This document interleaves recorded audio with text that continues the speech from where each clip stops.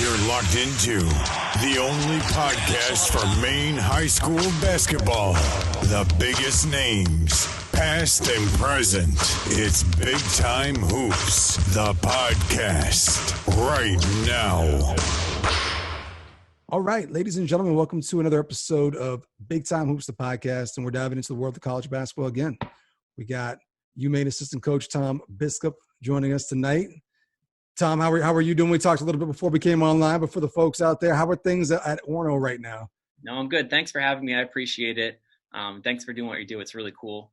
Orono's good. Classes started Monday, so everyone's been here for a couple days now. They all had to come and get tested and get their test results. Then once they all got the negative result, we kind of able to move forward. So it feels like it's a little bit back to normal. I know there's things across the country that are a little bit different, but here in Orono, Maine, things seem kind of as normal as they can be, I guess, for fall Absolutely. now. So yeah, as I just mentioned, it's kind of going to be like a two-parter thing where I want to kind of know how things are going to UMAINE, kind of what the season may look like, how it may play out, and then also get into your route in terms of coaching and how you got to being at the highest level of D1 school. So I'm going to start on the UMAINE side, though. As we see in the background, we got the 2 championship trophies back there. So I guess technically still the defending back-to-back conference champs, right? We'll call it that. I think technically Stony Brook might have been awarded the championship last season just because they were regular season champs, but having the game canceled and us not being able to defend it, we still have the trophy that says that we're the champions from the last year the game was played. So it's definitely, last year was a roller coaster, and then we made our way to Stony Brook and we were on the bus and just got off. We're going to have lunch, and they got the call that the game was canceled. So since then, really, things have been crazy and change every day. And it's been an interesting 6 months, that's for sure. Absolutely. So most of the people that I've had on that were affected by COVID were high school kids who got to at least finish up the regular season, finish up state championships, and go all the way through. As you mentioned, you guys didn't even get a chance to play conference tournament, let alone potentially the national tournament. Was there ever like the moment, like when they call up the conference tournament, like, hey, like maybe something will still play out? Were you guys kind of still hoping that maybe initially something would kind of work its way out to where you guys would have some type of postseason? It was kind of wild. So we were on the bus, and the ride from Orono, Maine to Stony Brook's a long one. But as we were going down there, it was the night where the NBA decided to, I think, not cancel completely, but shut down for a little bit. And once we saw that happen, we kind of had the feeling things were going to start rolling. So we got to our hotel in Stony Brook, and we saw on the TV, I think the ACC right in the middle of the game canceled their conference championship. So we didn't say too much, and we were trying not to put too much out there. But in the back of our heads, we were like, if these big time schools are starting to cancel their things, what are the chances we're going to be able to play? And even if our conference championship was canceled, we kind of saw the writing on the wall, I guess. So it came to a halt pretty quickly. I'm guessing normally like at a program like UMAINE where, you guys play out your season, play out your postseason, and then pretty much maybe take a day or two off, then you hit the ground running for the next year, right? I mean, it's pretty much, it's a year-round thing. Mm-hmm. I'm just wondering what that's been like this year with all the uncertainty where you're going there for the conference tournament, that gets scratched, season essentially gets wiped out and it's ended, and then you kind of have this 6-month period where there's just things changing constantly. So how has this offseason been different? I mean, clearly it's different, but how has it been? How has it tested you as a coach, as a coaching staff? Like, just, I'm guessing it's almost different week to week in terms of what you could do, what you couldn't do, what may happen, what is going to happen type thing. Just kind of run us through the timeline and how things have been evolving. It's definitely, so we play typically kind of up to the beginning of March, mid-March, and then we give our girls a couple weeks off, and then we get started with postseason workouts. So that'll bring us to the end of the school year. And then really all the summertime, we're either doing workouts on campus or recruiting takes up a huge chunk of our time during the summer. So once kind of things slowed down and came to a stop in March, it was really day by day and waiting to see. I think in our minds, we thought, a couple weeks and we'll get back to normal. And then March turned into April, turned into May. The recruiting was non-existent this summer, honestly. So in a typical summer, we'll go to some of the bigger events in the United States, and then we'll also go over to Europe and recruit internationally over there, and all that was canceled. So this was the first summer in a couple of years I've been in Maine. So I know COVID's been terrible and it's affected a lot of people, but kind of looking at the silver lining, us people being from Maine, it was one of the first summers we got to really be in Maine and explore Maine a little bit, places we might not normally be able to go. But it was definitely on the recruiting front. We did a ton of recruiting over Zoom. We actually, I think everyone's timeline kind of got pushed forward with recruiting just because there were no big AU tournaments. There were no opportunities for coaches to see some of the rising seniors play. So I think we took advantage of that, and we met with families, we talked with kids a lot. And I think it's been a different process, but for us, we've spent a lot more time getting to know kids as opposed to evaluating them, I guess you could say. Were you guys able to lock in a recruiting class? We were. I can't get into too many specifics, but we've some commitments. I think 4 commitments for the 21 class, which is, for us, we're normally waiting until March, April of kids' senior years before we lock those in. So I think we're in a pretty good spot. Obviously, we're going to have some big shoes to fill after this senior class graduates. So we got some lined up that I think will hopefully be ready for the challenge and step in and understand that there's a lot of ground for them to make up, and hopefully we can continue to build and grow. So another thing I think we're going to see, and we've already seen a couple of kids from Maine be affected by it, is where they're lined up and ready to go to a school, and then the school's like, we're not doing athletics this year. So they've been kind of scrambling to find a new home. Have you guys run into that with people just reaching out like, hey, like I was supposed to go here, they're not going to have athletics, and and maybe anyone kind of falling into your lap that way, or kind of being pushed your way because of it? Not really for us right now. We have 14 girls in our team, so anything more than that, it can become a little bit. It's a lot of personalities to manage, a lot of people to manage, as any group of people can be. But we haven't seen that too much here yet. What does the summer look like? I mean, people eventually were able to start working out and stuff like that again. So you mentioned on the recruiting trail, obviously a lot different than it's been in the past. How different has it been in terms of off-season workouts and the kids being able to get back into the gym? Has that been any different than it's been in the past, or there's some challenges with that as well? Yeah, so normally we'll do the girls get 8 weeks that they can work out in the summer.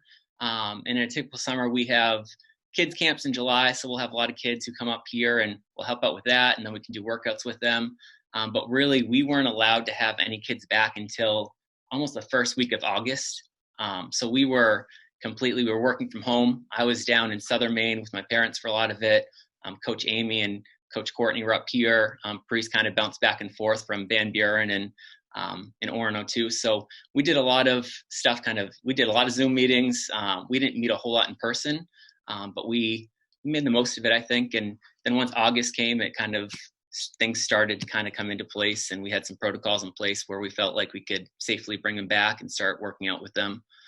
There was a time we thought there's some issues with if the international kids could come back. Oh yeah. So Coach Amy got right on that and was talking to some people way above me about figuring out how to get them back, because that's kind of important for us here.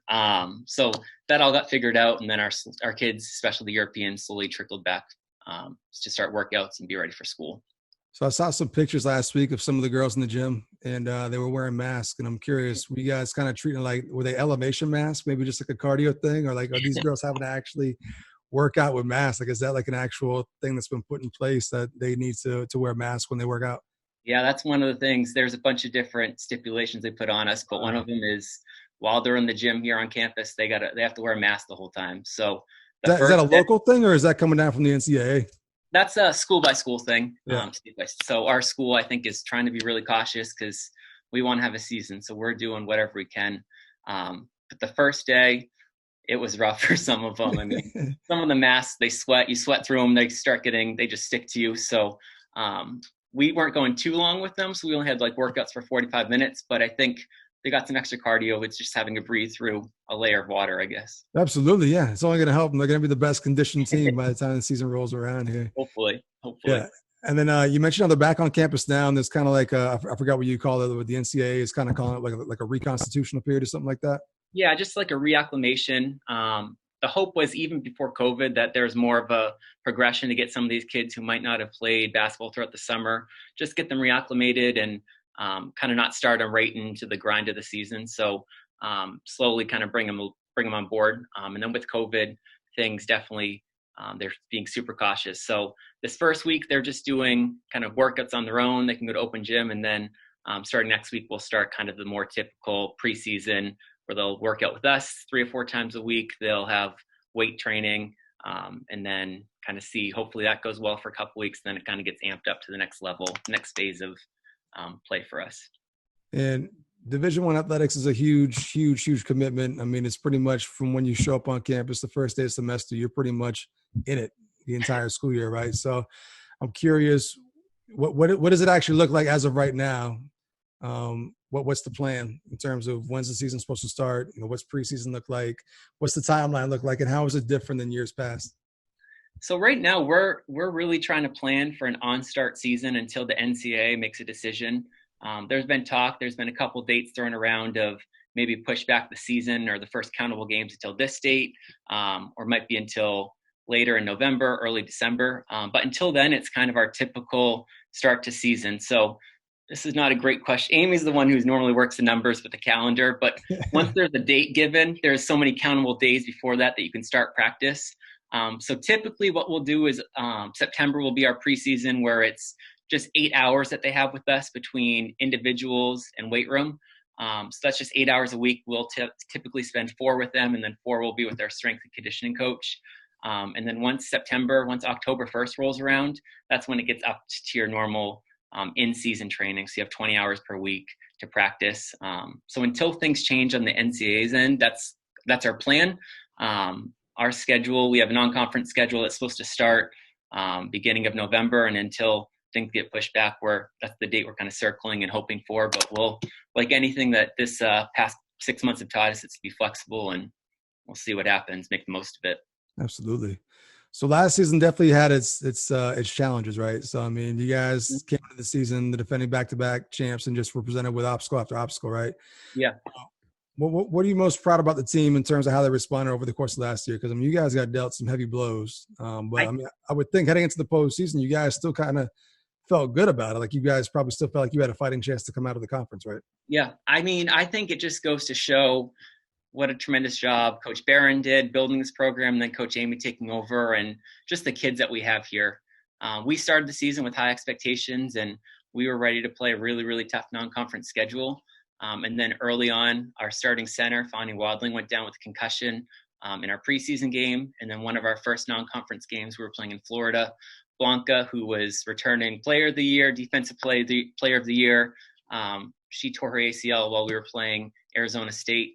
And from that point on, we were playing with some juniors and then a lot of freshmen who just had very little experience. And I think from that point, from that tournament in Florida until really Christmas break, it was tough. It was not easy. It sucked, to be honest with you. I mean, we were asking things of players that just in a typical program, in a typical year, they wouldn't have to experience. And I think it goes to show more than anything else just how hardworking and how much they believe in themselves and believe in the mission of what Maine basketball is all about. So once conference season came to us, there were ups and downs. There were some games that we won that we probably shouldn't have, and there were some games we lost that we definitely learned from it. And then once we started playing teams a second time, we really hit our stride. So we went on a 10-game winning streak. We were able to host the first 2 rounds of our playoff games here at Maine, and then we were ready for the championship. And I know it's easy for me to say and we didn't play the game, but I really think going in, there was no doubt on our team's mind that we were there to win and repeat again as champions. And then obviously things fell apart not on our end, but overall. But I think just it goes to show just how this team really believes in themselves, and they really pushed each other and never quit. And it was, as a coach, it's one of the, I think looking back, hopefully 10 years down the road, I think I'll remember this team maybe more than some of those championship teams. You mentioned all the youngsters, all the underclassmen that got experience, right? So that's only going to help them going into this year. So probably the best news, if there was any good news that came out of the off season, was Blanca's coming back, right? She's coming back for one more year. Yeah. But then also all those people that got playing time last year had to have been like a jump start in their development, right? I mean, they were just kind of thrown into the fire, and they had no choice but to adapt, but to get experience and just be that much more ready for this year. How are you guys feeling about this year realistically going into it? I think we had our first team meeting today, and we talked a little bit about how this year's challenge is going to be completely different, that we had kids who had to play 40 minutes because we had no other options. And this year it's going to be more of it's not normal. Our point guard, Dora, shouldn't play 40 minutes a game in order for her to be our best, in order for our team to be the best. So I think one of our challenges, and if I've learned anything the past couple of years, is if there's a challenge, the kids will rise to it. But it's figuring out how to mesh everyone together and be comfortable in their position and know their role while still putting the team first. So I think we'll be deeper than probably any team in the past 3 years we've had. But with that, hopefully our chemistry is still there, and the mission's still the same, to do whatever it takes for the team to win games.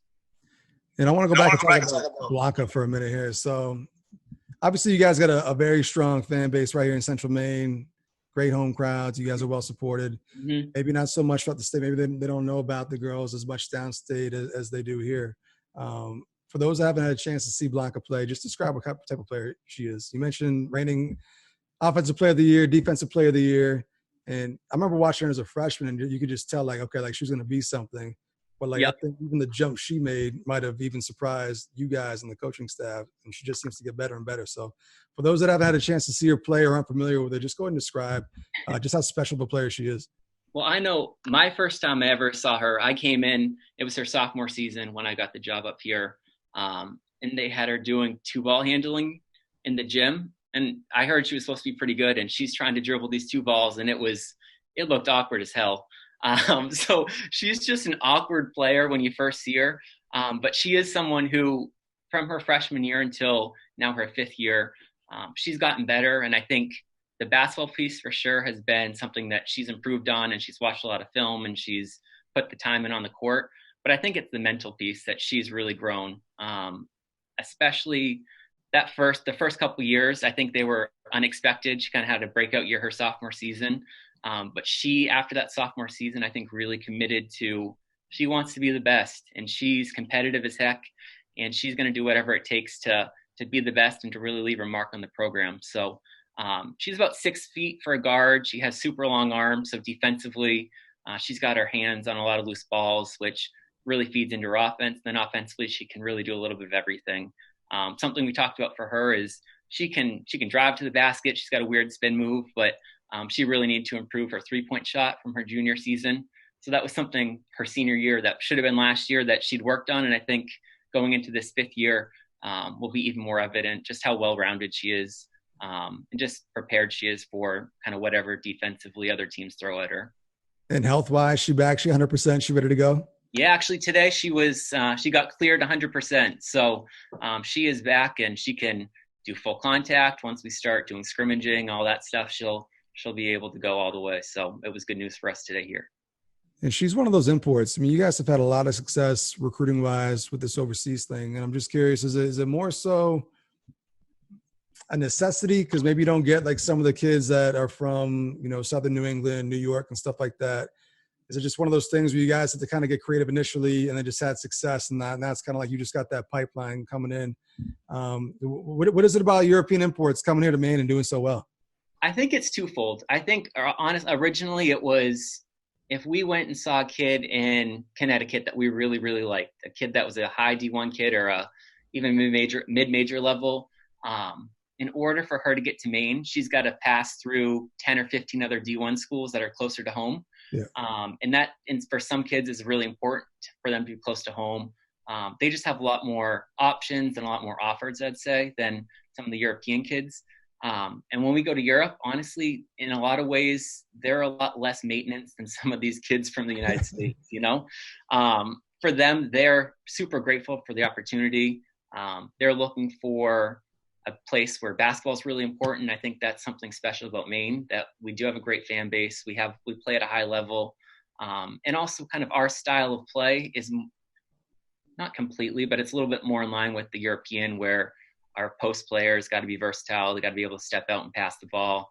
A lot more fundamentally driven than some of the AU you see where it's one-on-one, dribble, drive.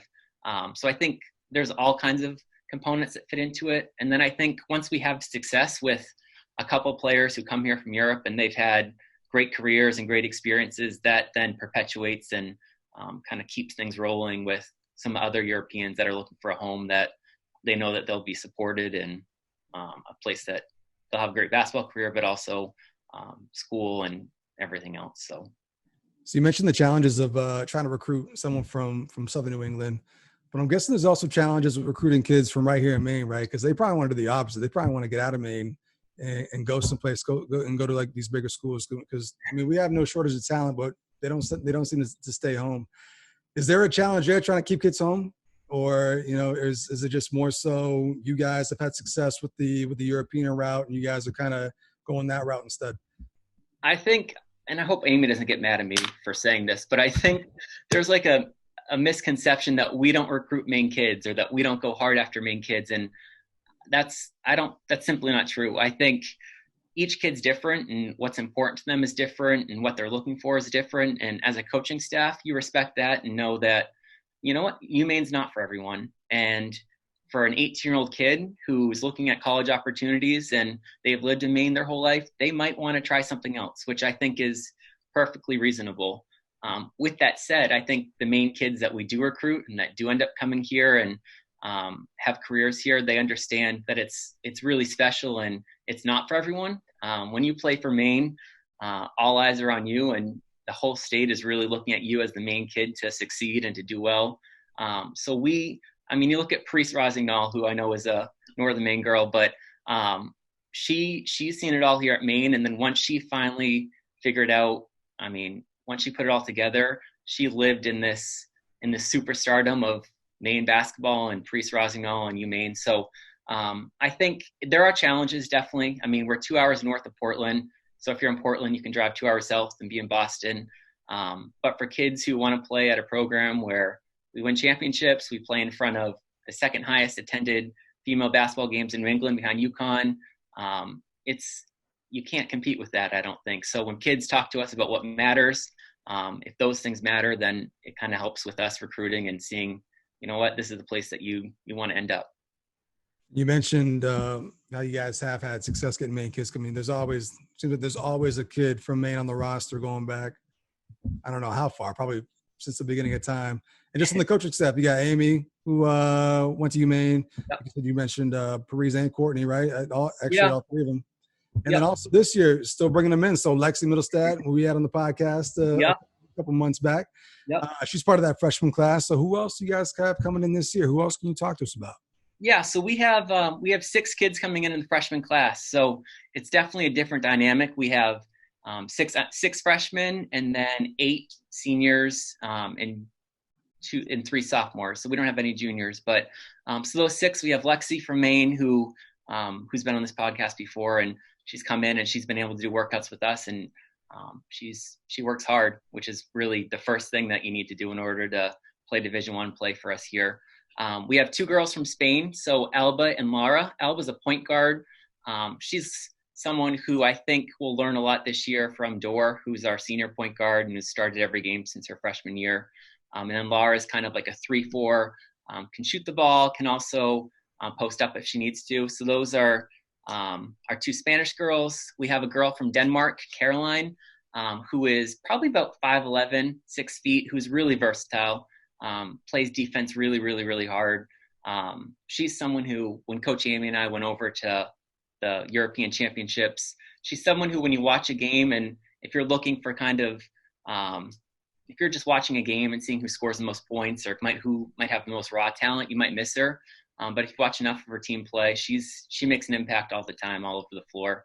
And then we have a girl, Olivia from Vermont, who's a shooter, phenomenal shooter. So she'll hopefully help with, we like to launch the 3-ball, so she'll help with that.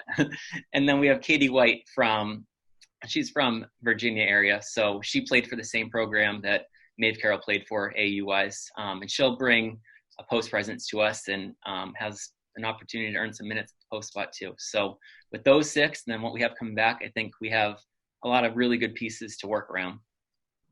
With so many kids coming from out of country and then kind of meshing with the people that grew up here, is there like a culture clash? Is there initially a mending time, like a bonding time for everyone to kind of get used to each other? Because you go to Europe, different styles of play in different countries. You come to America, different style of play here.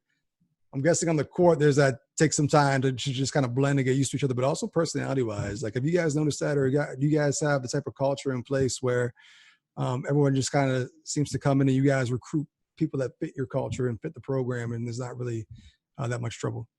You know what? It's one of the things that we've been really lucky in the past 3 years I've been here. We have kids and we have a culture where we don't have to worry about that sort of thing.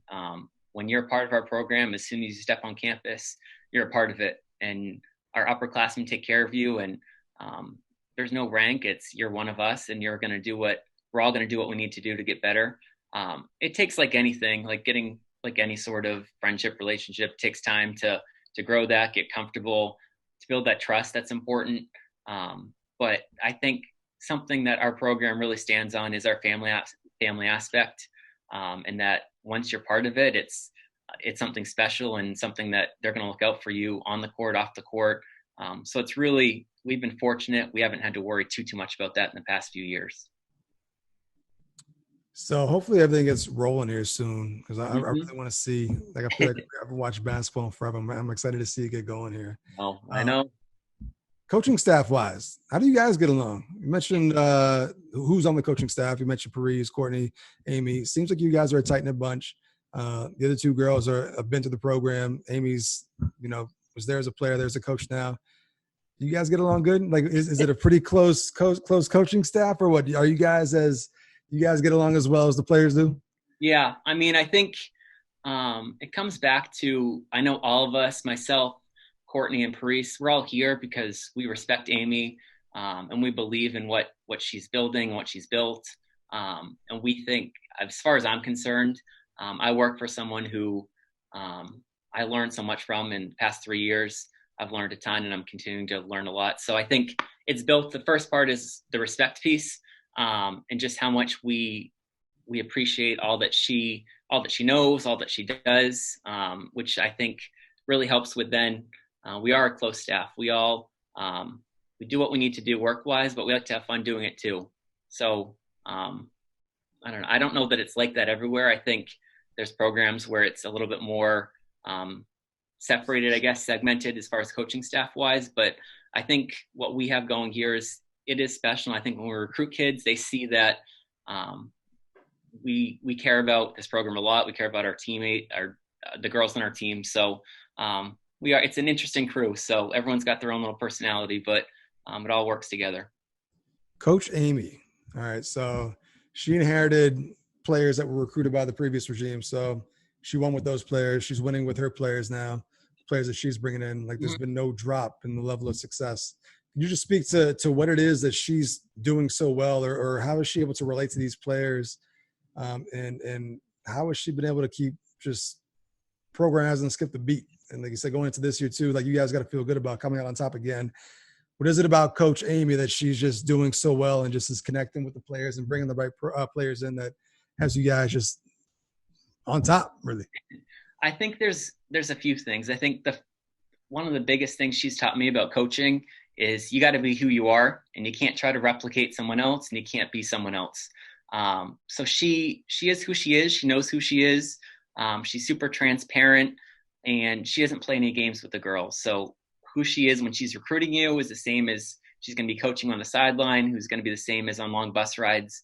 That's who Amy is. So I think that's really important, that she stays true to who she is, and she's not trying to be someone she isn't. And she just works. I mean, she works hard. She works her ass off. She is not just for the basketball piece, but she really cares about our kids on and off the court. And I think her having before she was a coach, she was a guidance counselor at a middle school. So I think she understands also too what makes kids work and what buttons to press and when they need to be pushed and when they need to have a conversation that's a little bit less intimidating. So I think she really understands what makes girls work, what makes them motivated to succeed, and that it's not just the basketball piece. They need to have their relationship piece too. So she's just someone who I think when you watch her, it looks easy just because she knows what to do, when to do when to say what. But it's all really calculated and has come from a lot of her experience with guidance counseling, with being an assistant, with her playing days, and now her being in charge. And I want to know what your journey was to get here, because obviously there's steps to get to ultimately wherever you want to be, and to get to a high level like D1. guess there's some stepping stones to get there. You just don't kind of fall into that. So what is it? How did you get there? We'll go back to the beginning, kind of trace your story. All right. Just curious too, like, where does the love of basketball come from? Right? Because a lot of the people that I've had on that are coaches, like they said they knew, like I knew growing up, like I wanted to play. And as soon as I got done playing, I wanted to go right into coaching. Was it that way for you, where you knew you always wanted to be a coach?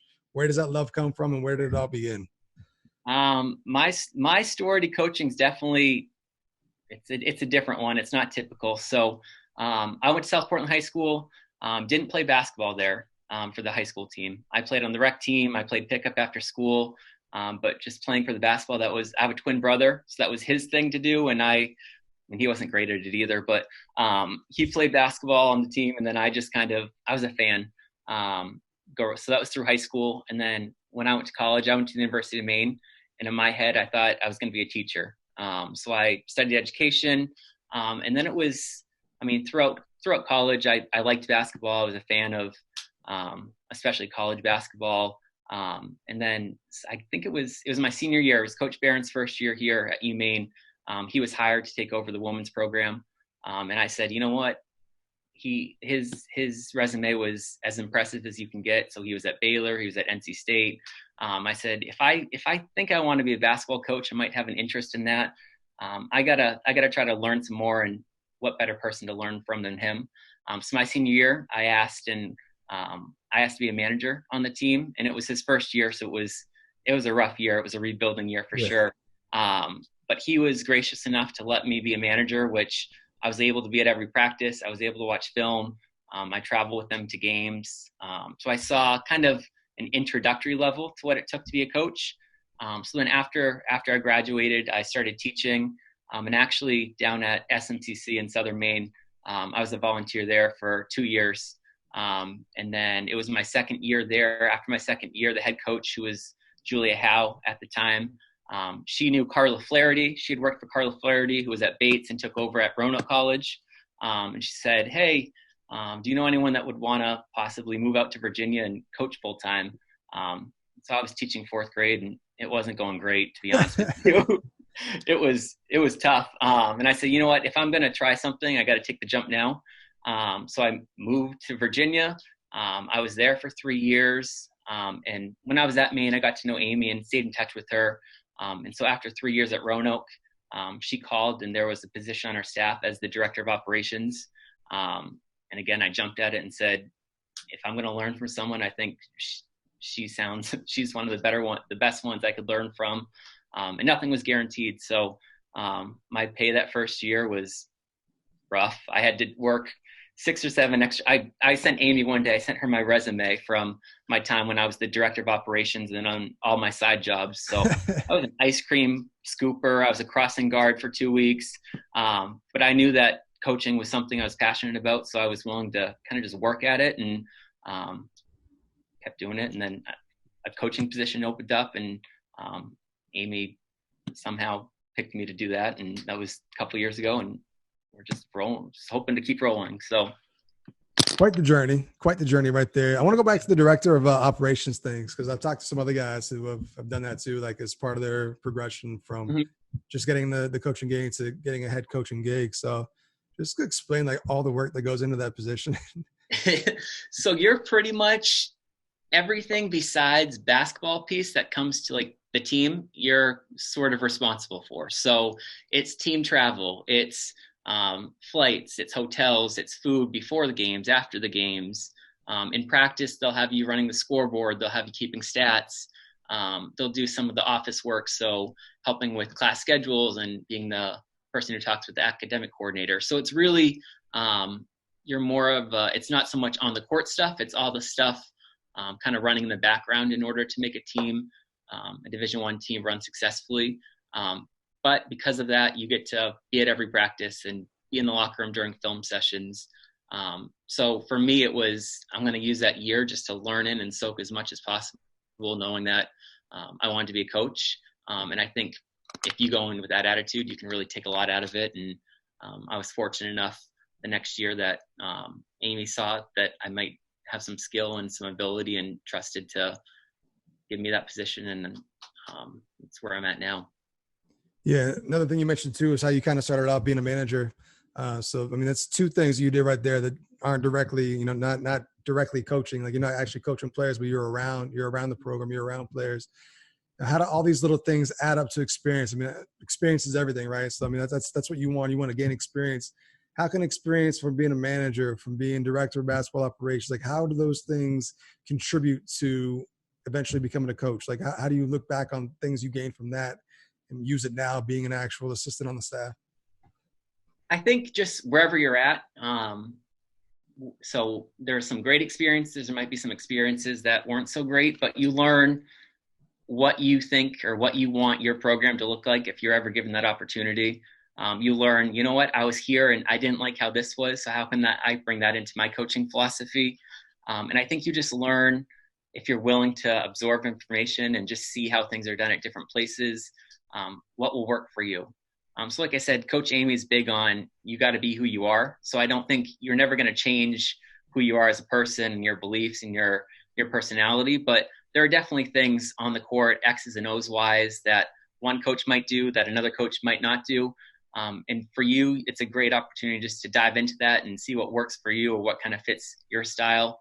And it's good just to bounce different ideas. So when I was at Roanoke, we might have done one thing, and even at Maine, I might say, hey, we tried this. And your role as an assistant is to offer suggestions and understand they might be shot down, but keep offering them. So I think just the more experience you have, different levels, different coaching styles, it really just benefits you more and your overall knowledge base at the end of the day. What's one thing you learned from either one of those roles, being around practices for different coaches, is that you would say, hey, whenever I have a team, we're not doing that. It could be, we're not doing 5 a.m. practices. I saw that was a terrible idea. Or we're not doing this flavored Gatorade practices because that's not a good idea. What's the one thing that you know for a fact from having witnessed it, being like a manager, being director of basketball operations? What's one thing for a fact, when you have your own coaching gig, we're not doing this? Well, you definitely never morning practices, because I don't know any program that has great morning practices. And we're lucky here. Amy knows that, and she's not a huge morning person. But more than that, the girls aren't ever, what college kid is ever a morning person while they're in college? Right. So that's one thing. I think too, something that I'll never do is, I think, play mind games. And that's something here at Maine we don't do, but there are certain situations where a coach might say one thing and then do another. And I think that just messes with kids' minds and psyches. So I think just be honest and be sincere. And that goes a long way too.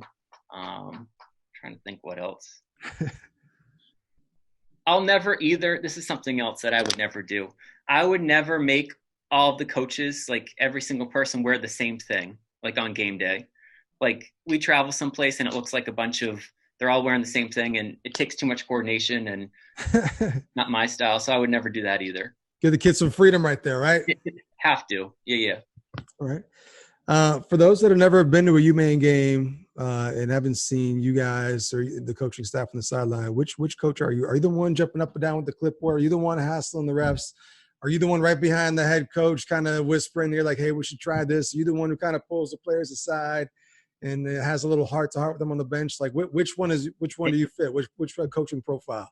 I think I'm definitely a little bit more low-key, a little bit try to keep things mellow and calm. Courtney's the yeller. She's the one who she'll get after the refs if she feels like she needs to be. But my other job is I have to tell Amy when someone gets, like, how many fouls a player has, which is not easy. So I'll tell her, Amy, Dora has 3 fouls, and she might not hear me, or she might selectively not hear me. So I'm like, Amy, Dora has, and she makes sure that she knows that I know that she knows. So that's not the most fun part of the coaching part during game, but my job is to tell her who has fouls and how many timeouts she has too during a game. All very important stuff, though. Yeah. Everyone plays a role, just like players play a role, coaches play a role too. Yep. So one of the cool things about you guys is since the program has been so good, you guys get some pretty good non-conference games, right, against some very good non-conference programs and some cool tournaments and stuff like that. For a guy from Maine, what's like maybe one program you guys played or one venue you guys have been to where you look at it and you say, you know what, like I'm kind of new in this coaching game thing, and I've already gotten to do this, or coach against this coach, this team, been in this venue, what's a couple of things or places that kind of stand out? I think definitely we were fortunate enough not last year, but the 2 years prior to that, to play in the NCAA tournament. So our first year we played at Texas, and then 2 years ago we played at NC State. And just to play those two programs who have had so much success and who have coaches who have had success, and to play in arenas where their fans come to the games and support their teams, it was really, really special. I think as far as the best environment we played in, we played at Mississippi State a couple years ago, and they are a passionate fan base, and they definitely get after it. And then 2 years ago too, we played at UNC, and we beat them playing there. Remember that? So that was, especially some kids might not know where Maine is, but when we tell them we beat UNC, they know who they are. So that's a cool thing. So I think definitely something else that we do at Maine that's unique is we play as many challenging and top ranked teams as possible. So this coming season, hopefully it's still a go, but we're supposed to play in a tournament with UConn, Mississippi State, and Quinnipiac. So that'll be those. UConn and Mississippi State are probably top 10 teams next year, and they're always top 10 teams. Then Quinnipiac is a special program too. They had a good run a couple of years ago. So another cool thing you got to do, and I had Parise on a while back too. I had Parise in the podcast and asked her the same question, because you guys get to do stuff that not normal folks like me don't get to do. Selection show for the NCAA tournament. You guys had ESPN filming you guys, right, to get your reaction. Did you have a planned reaction? How awkward is it just kind of waiting for your turn to kind of act crazy? Did you know what you were going to do? What's that like? Well, it's funny. The first year I had it was all new to me. So I was just sitting in the back trying to soak it all in. I think there were some free wings or something, so I was eating those. But last year, or 2 years ago, I guess it was now, was when that the bracket got leaked. So we were supposed to have the selection show at 7, I think. We're going to have all the news people there, and then it got leaked online. So we had to scramble and get everyone together and kind of do a fake reaction to it. So it wasn't quite as exciting as that first year. But it was definitely, the whole NCAA tournament's a unique experience in itself. So from that selection show up until the day of the game, it's like nothing else that you'd ever think about. It's all on another level. So you just mentioned something that gave me an idea. If you guys win the tournament this year, and we know you're getting into the NCAA tournament, you mentioned the news crews being there. Can Big Time be there? Can Big Time be part of the press and just be in the building for that? Oh, if COVID things are under control and we can let people in, absolutely. That's we'll do that. All right, perfect. Cool. That'd be cool. So a couple more things before we get up out of here. You mentioned how attendance is great for your home games. Second highest attended games, only behind UConn in New England. That's huge. What can you say about Black Bear Nation? Maybe give them some words of encouragement, like, hey, hang in there. We're going to be all right. Come out and support us this winter. What can you tell Black Bear Nation before we get up out of here? Well, I think they know this, but I hope they know that our girls absolutely love the support they give us, and they know that we go to other places and we don't play in front of fans like we have here. So it's not unappreciated. We thank them all for coming to the games and coming to games on Wednesdays when it's snowing and 20 degrees out. But hopefully our girls are working hard, and we're not sure what the season's going to look like, but just know that whatever happens, our team will be ready, and hopefully we can share that with you in person. And if not, just know that when we win, it's for you as well, and hopefully you guys all enjoy the success that we have as well. And real quick, can I get a prediction out of you? Where are you guys going to finish the season? We're going to go back to back to hiccup back. 3 out of 4, three in a row, however you want to call it. We're going 3 in a row, 3-peat? I hope so. I think we'll be in a pretty good position. We've been fortunate enough that we've past couple, not last year, last year we somehow strung together a really crazy stretch of wins. But I think we have the pieces, and it'll come down to how well we mesh together and if we can get playing well at the right time and get on a run in the tournament. So that's the plan, at least. So we'll see what happens down the road, but that's our goal. I hope so. I'm excited. I can't wait to watch basketball again. I love going to the girls' games. I've been going to the girls' games since Coach Barron's first year, so I've been Been at it for a while, and Yeah. it's fun. It's a great environment. It's great play. It's great quality. I mean, like I said, you guys have been just at the top of the conference for I don't know how many years now, and it's a great product, and it's fun to watch. So Thank you. hopefully everything works out, and we get to watch some basketball this winter. Hopefully, Yeah. I know. Before we get up out of here, I always give my guests a chance to say one piece before we get up the air here. So anything you want to say to the folks out there, recruiting pitch maybe to somebody out there, some advice to maybe for someone maybe to looking to get into the coaching game, anything you want to say before we get up out of here? I think I probably should have thought about this a little bit more, but I think for me, I think the team last year, for where I'm at, for the coaches that I see around me that are successful, it's just, if you're working hard and committed to something, good things tend to happen. And I think our team last year is definitely a testament to that. And I don't say it too often to them, to my team at least from last year, but just how proud they made me as a coach, and to make Blackbird Nation, it was really a special run. And I hope those who were able to witness it really understood just what they were able to do.